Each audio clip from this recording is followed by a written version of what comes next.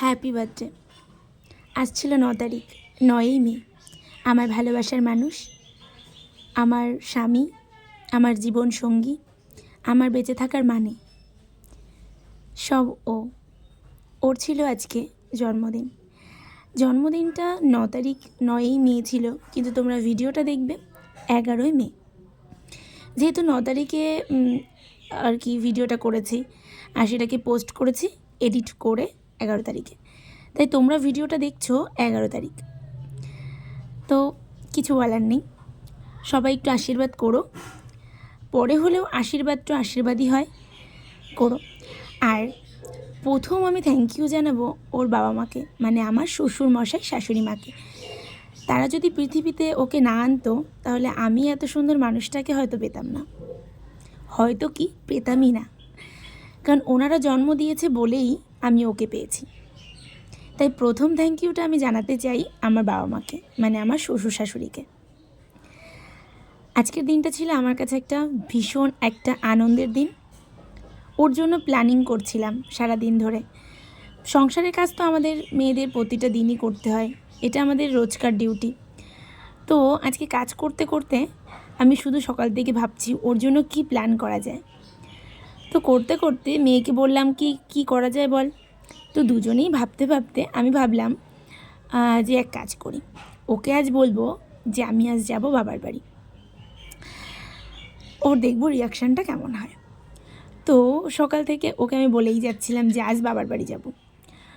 ও মানে প্রতিবার বলে হ্যাঁ যাও, আজকে কোনো আওয়াজ দেয়নি, কোনো কিছুই বলেনি ও। আমি বারবার বলে যাচ্ছি যে আজ বিকেলে বাবার বাড়ি যাব, দেখছি ওর রিয়াকশানটা কী হচ্ছে। তো কিছুই নেই, কিছুই হচ্ছে না।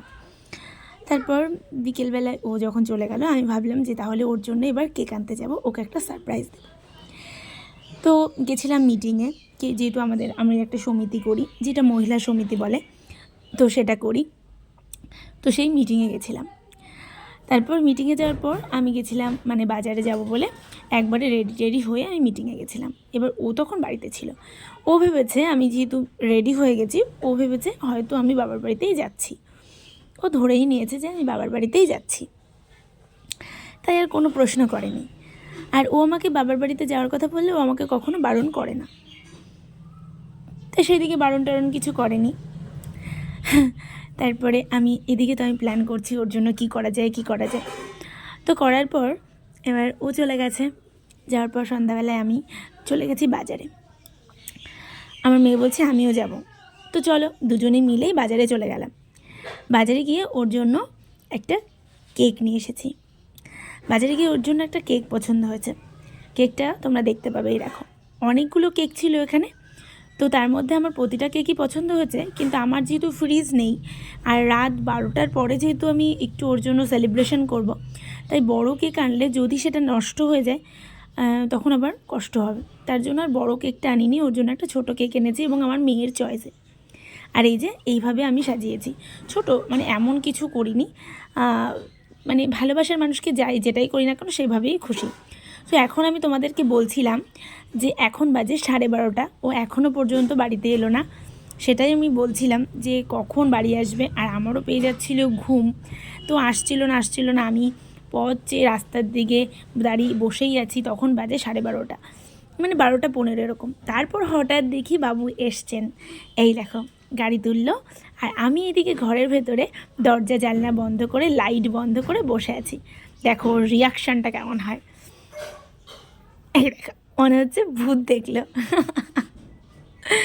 তো ও ভাষা হারিয়ে ফেলেছে, কিছু বলেনি আমায়, কোনো আওয়াজ নেই, মুখ দিয়ে একটা কোনো কথা বলেনি ও। ওর রিয়াকশানটা এরকম দিয়ে মিনিমাম 5 থেকে 7 মিনিট এখানে